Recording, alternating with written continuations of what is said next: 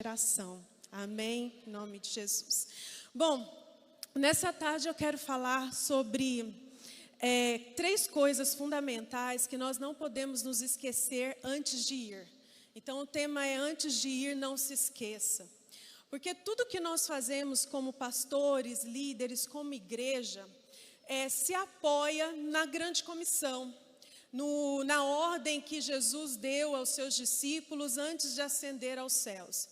Seja olhando Marcos 16:15 ou Mateus 28, do 18 ao 20, nós vemos Jesus falando para os seus discípulos: ide, pregai o evangelho, ide por todo mundo. Então a ordem do Senhor é ir, e se estamos fazendo o que estamos fazendo, é por causa da grande comissão. No entanto, existem essas três coisas que nós não podemos nos esquecer, porque poderemos arriscar a missão, arriscar o nosso chamado, arriscar até mesmo a nossa vida, se nós negligenciarmos essas três coisas. E para isso eu quero ler Marcos capítulo 3, do versículo 3 ao 15, olhar a versão de Marcos quanto ao chamado dos discípulos. E diz assim o texto, né? E disse-lhes, Marcos 3, por favor. Marcos 3:13 diz: Jesus subiu ao monte e chamou a si aqueles que ele quis, os quais vieram para junto dele. Escolheu 12, designando-os como apóstolos, para que estivessem com ele e os enviasse a pregar e tivessem autoridade para expulsar demônios. Primeira coisa que nós não podemos nos esquecer, que nenhum de nós aqui podemos nos esquecer, é que Jesus chamou porque Ele quis. Jesus chamou aqueles que Ele quis chamar.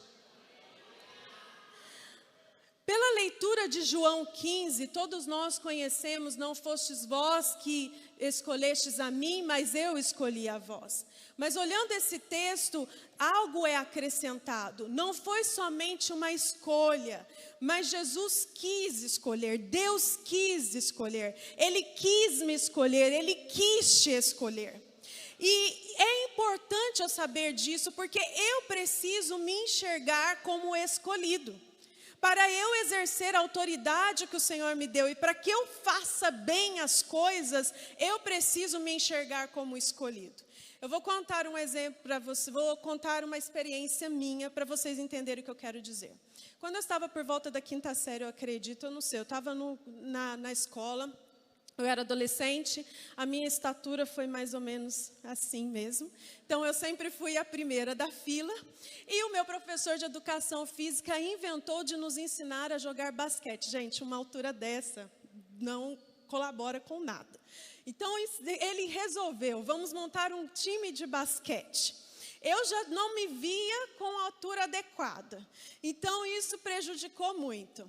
Como se não bastasse ele querer nos ensinar basquete, ainda quis nos levar para um campeonato. Eu nem sabia, não tinha altura e não sabia jogar. Vamos nós para o campeonato. E é claro que eu não tinha oportunidade de entrar no time, né? Porque as meninas eram desse tamanho. Mas, como um bom professor que quer dar chance para todo mundo, ele me colocou na quadra. Quando eu peguei a bola, gente, eu falei: cara, agora essa é a minha chance. Eu peguei a bola com toda a garra e fui para o outro lado da quadra. Não era o lugar para onde eu tinha que ir, não era para a cesta que eu tinha que acertar. Eu fui exatamente para o outro lado, e todos gritando, e eu me recordo até hoje de como meu rosto queimou de tanta vergonha. E é claro, né, gente, a minha atuação no basquete não durou mais do que 2 minutos, né? E não deu certo, não rolou. Mas por que isso aconteceu? Porque eu não me senti adequada para fazer aquilo. Então, por não me sentir adequada, eu não conseguia saber como atuar. Eu queria provar que eu era boa, mas o medo me fazia ir por outra direção. Então, eu não me sentia à vontade dentro da quadra. E eu queria fazer algo por mim mesmo para provar que eu merecia ser escolhida. O meu exemplo, a minha experiência, o professor teve que escolher por uma boa política. Mas esse não é o nosso caso. Jesus nos escolheu porque Ele quis nos escolher.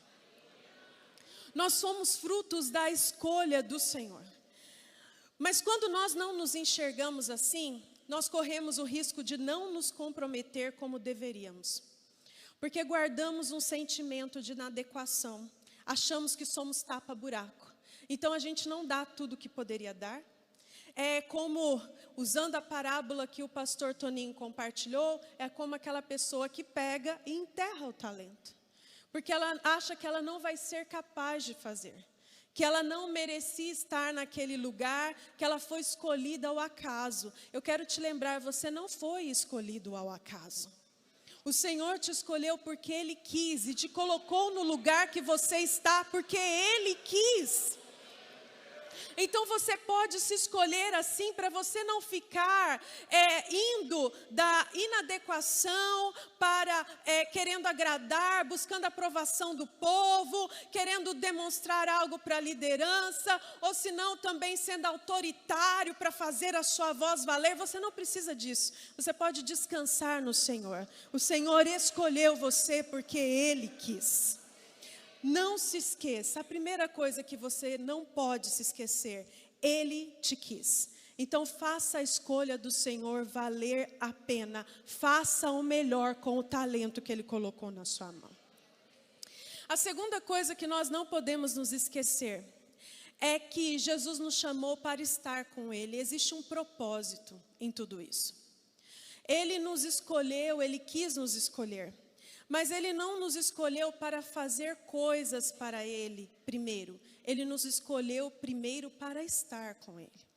E esse é um ponto, pastores, que eu posso dizer por conhecimento de causa, que o ativismo nos leva a negligenciar isso. Às vezes a gente corre tanto que a gente não tem tempo a dar atenção para esse ponto tão importante e crucial do nosso chamado. Porque a Bíblia diz que Jesus chamou os que Ele quis para estarem com Ele. Foi a primeira coisa. E isso não estava restrito ao tempo que Jesus estava no ministério terreno. Mas isso serve para nós, discípulos de Jesus, ainda hoje. Ele deseja ter tempo conosco. E quando eu falo de ter tempo com Jesus, eu não estou falando de uma alta performance religiosa. Para a gente dizer que lê muito a Bíblia, que ora muito, que jejua muito, que medita muito. Não estou falando disso. Eu estou falando de, através dessas disciplinas espirituais, encontrar prazer em estar na presença de Jesus. Todos nós precisamos disso ainda hoje. E isso é importante para nós, mas acima de tudo é um desejo de Jesus ter esse tempo conosco, desfrutar desse tempo conosco. Em João 14:3, Jesus diz que Ele foi preparar um lugar para quê? Para que onde Ele estivesse, nós também estivéssemos. Ele foi preparar um lugar para que estivéssemos com Ele eternamente. Em João 17, na sua oração, Jesus ora para que nós estivéssemos com Ele, sendo um com Ele, Ele conosco, e com isso o mundo saberia que Ele foi enviado por Deus. O prazer do Senhor é estar conosco. Jesus ainda tem um interesse sincero em você, em estar com você, em ouvir a sua voz, não porque você tem que orar por todos os projetos da igreja, isso é importante, tá, gente? Não porque você tem que interceder pelos irmãos da igreja, isso também é importante, mas mais do que isso, importante é desfrutar da presença de Jesus. É se derramar, é estar diante dele. E Jesus, Ele nos chamou para isso. Em João 15, diz assim que se nós permanecermos nele, que é a videira, Ele diz que nós daremos fruto. O chamado não é autônomo. Não existe chamado à parte de Jesus. O chamado só existe ligado em Jesus. E quando eu estou ligado em Jesus, eu produzo fruto segundo a essência de Jesus. amor, alegria, paz, longanimidade, as almas. Mas se eu estou autônomo, aí acontece todo tipo de confusão, porque eu não estou ligado nele. O chamado de Jesus é para estar com ele. E nós vivemos nessa tensão, Marta e Maria, né? A gente quer estar com Jesus, mas tem a ligação, mas tem a mensagem do WhatsApp, mas tem aquilo outro. Mas quando Marta e Maria estão ali diante de Jesus, Jesus diz para Marta: Marta, você está preocupada com muitas coisas, mas uma coisa só é necessária. Maria escolheu a boa parte. Não é para você deixar de trabalhar, é somente priorizar.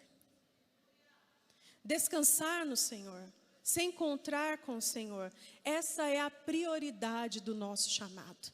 Jesus te chamou porque Ele te quis. E Ele quis você para estar com Ele.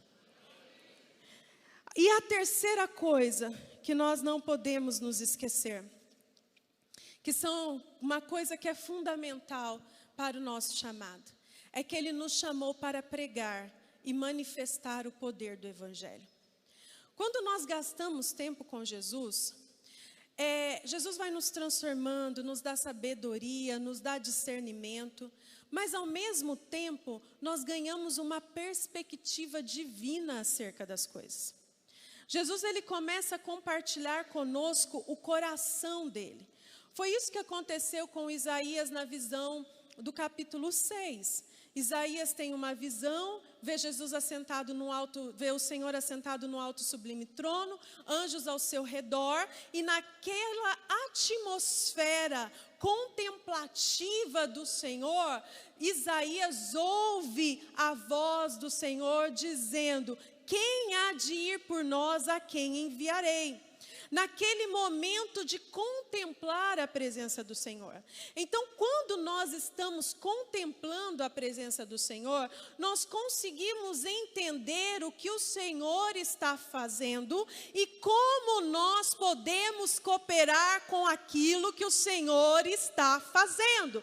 Afinal de contas, nós afirmamos que a obra é do Senhor. Então, se a obra é do Senhor, quem está fazendo é o Senhor, e nós somos apenas colaboradores daquilo que Ele está realizando.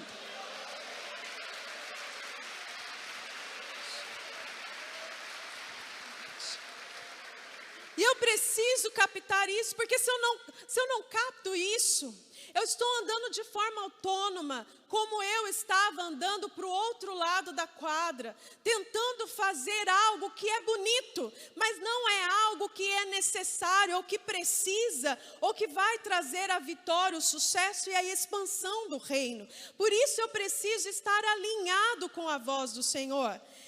Quando eu estou alinhado com a voz do Senhor, aí eu consigo discernir as ferramentas que eu vou usar para colaborar com a obra que Ele está fazendo. Porque todo esse treinamento que nós temos e todas as estratégias que são compartilhadas, cultos simultâneos, células, casas de paz, grupos missionários, tudo isso são apenas ferramentas, mas não é o fim. Nós usamos essas coisas para pregar, para manifestar o poder do Evangelho, para expandir o reino de Deus. Esse é o alvo. Se nós só quisermos aplicar as ferramentas, com certeza os resultados serão muito poucos, gente. Nós nem conseguiremos medir o resultado, porque já perdemos o foco. Um dia eu faço isso, no outro dia eu faço aquilo, no outro dia eu faço aquilo. Eu estou fazendo, pastor, estou fazendo, superintendente, eu estou fazendo. Mas será que eu estou tendo resultado? O reino está sendo expandido mesmo, as pessoas estão sendo transformadas mesmo, o poder do Evangelho está em ação mesmo. Mas quando eu coloco todas as coisas na ordem certa, eu entendo que Ele quis me chamar. Ele quis me chamar para estar com Ele. Então eu coopero com Ele, com o talento que Ele mesmo me deu. Tem dias que nós fazemos isso no púlpito. Mas pastores, líderes, superintendentes e todos que estão aqui, não se esqueçam que na maioria das vezes nós fazemos isso no dia a dia mesmo, é no cotidiano, é ao redor da mesa, é no trânsito, é no trabalho para aqueles que trabalham aqui. Na maioria das vezes, nós manifestamos o poder do Evangelho nas relações interpessoais do dia a dia. Nós ainda temos essa responsabilidade de manifestar a eficácia do Evangelho aonde nós estivermos, para que as pessoas sejam capazes de dizer de nós o que disseram de Pedro. Você também não é um deles? Você também não é um deles? Um discípulo, um embaixador? Você também não é um deles? Que a gente tenha o prazer de onde estar, ouvir pessoas falando, você também é um deles, não é? Você também é um embaixador, você também é um discípulo, você também é um deles, né? E que tenhamos a satisfação de dizer que sim, porque ali estamos manifestando o reino de Deus e o poder do Evangelho.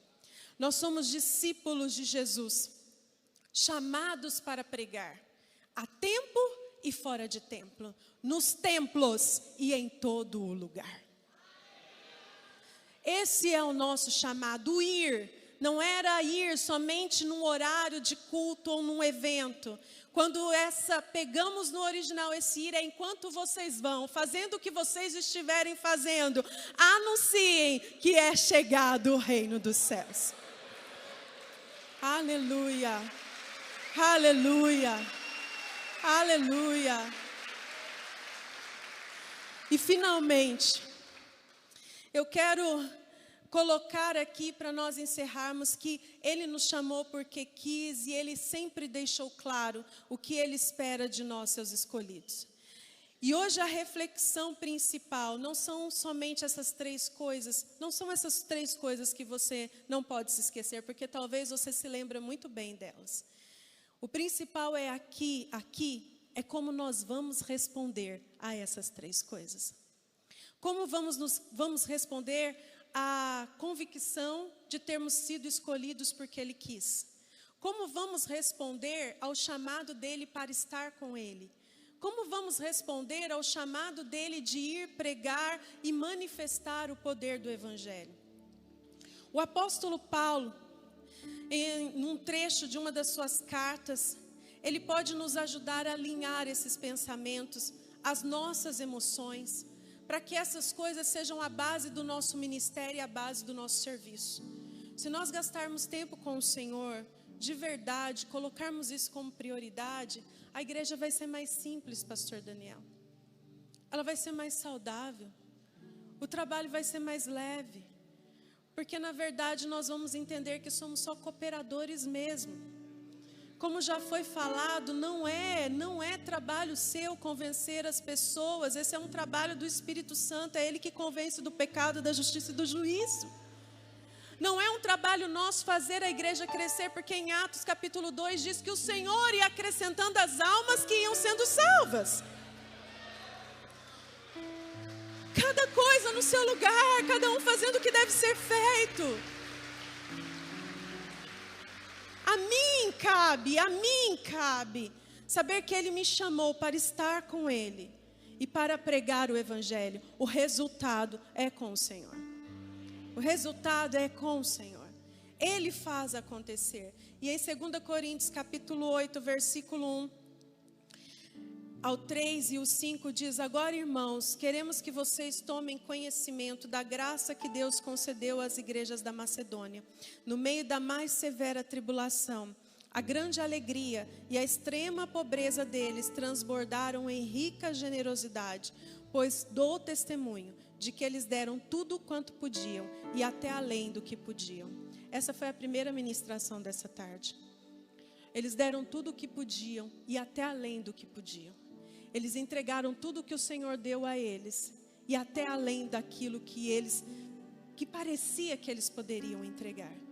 E continua o apóstolo Paulo: e não somente fizeram o que esperávamos, não somente fazer o que o nosso presidente nacional e do estado espera. não somente fazer o que o superintendente espera ou o que o seu pastor local espera, mas eles entregaram-se primeiramente a si mesmos ao Senhor. Eles se entregaram primeiramente a si mesmos ao Senhor. E depois a nós, pela vontade de Deus. Esses irmãos se entregaram primeiramente ao Senhor e depois ao serviço do corpo. Eu quero